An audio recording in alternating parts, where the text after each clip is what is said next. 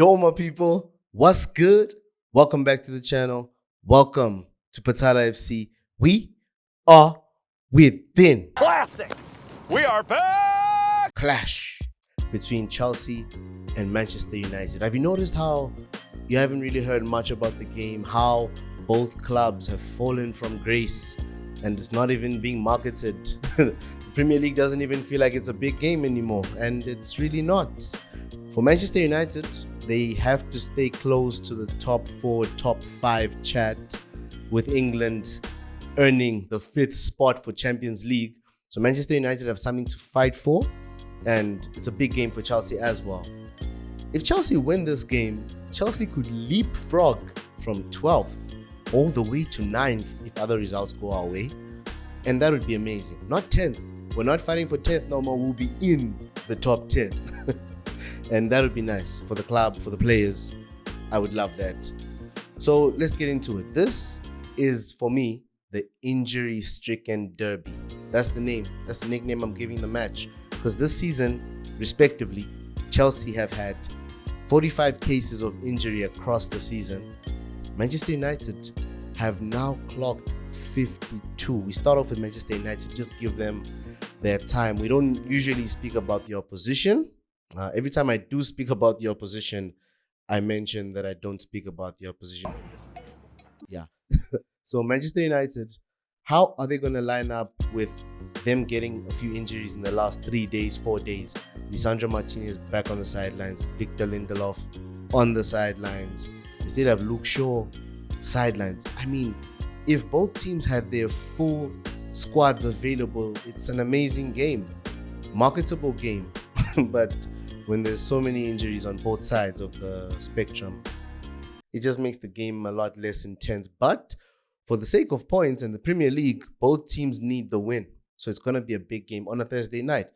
Manchester United, how will they line up without all these players that they are lacking due to injury, and others are not being favored because it seems they'll be departing? I don't think Varane will be getting much minutes even when he comes back from these concussion chats that are happening around his career. I feel sorry for Varane to some degree. He needs to be spoken about at length, to be honest. But yeah, Casemiro has also somehow lost favor with Ten Hag. I think it's also because of his departure being imminent, or he's not going to be at the club next season, already looking for replacements. So Manchester United midfield 3, I'm thinking Fernandes, McTominay, and of course the irreplaceable Kobe Mainu. Yeah, so indisplaceable Kobe Mainu, yes. And Wan-Bissaka seems to be taking the left back due to Luke Shaw's absence, and the right back, of course, is owned by Diogo Dalot, who plays it quite well. Some people would say that Diogo Dalot should actually be a winger. He would be a very effective winger. It seems Garnacho's displaced everyone at the right wing position. He owns it now, which leads Rashford to obviously take his preferred position on the left wing, which I think shouldn't be his preferred position. I don't know why. The guy should have just polished himself as a striker. Yeah, so Manchester United had a terrible game against Brentford, and I think they're going to want a result in this game.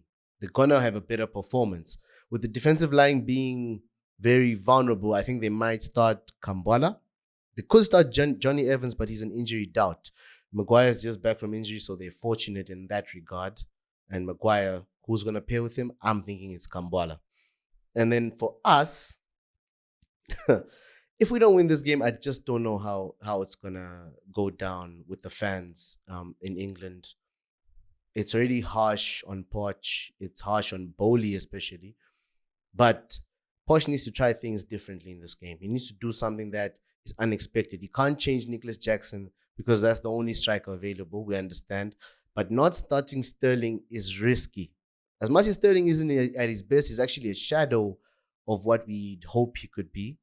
But Sterling needs to play. Sterling needs to start, because when Mudryk starts, he's not as effective. I think he's got more hunger off the bench, especially in big games. You'd rather start a player that's experienced big games on a regular. Right side, can we please give Noni Madueke a chance? I know he doesn't come off as our future player, like he's going to take us to trophies, but he needs the time on the pitch. And it allows Cole Palmer to go into midfield. Who suffers? Enzo Fernandez. But Enzo Fernandez needs time to rest. Last game against Burnley, he was here, there, and everywhere. He needs to rest, come off the bench, solidify things, hold the ball for us in the second half. Midfield three of Conor Gallagher playing that 8th role, there's nothing to lose really at this point. It's one of those seasons where we've been experimenting regardless. So yeah, and back line, before everyone slanders me, the reason I've placed Disasi at right back is because of a doubt to Malo Gusto due to a knock that he got against Burnley. I'm thinking Poch just doesn't take the risk and possibly gives Gusto minutes in the second half if he's available. So Disasi, he's played right back before. It's not his preferred position, but Badiashile also, it seems, when he's available, Poch loves him, and Thiago Silva deserves the minutes, in my opinion. But Poch knows what Poch knows. But that would be my setup for this game. It's a huge game for us. I mean, leapfrogging into 9th, being close to 8th is convincing towards the end of the season. It'll put us in a great position. It's disappointing how we're dropping points game by game. But big game regardless. The injuries have been wild. Wild injuries.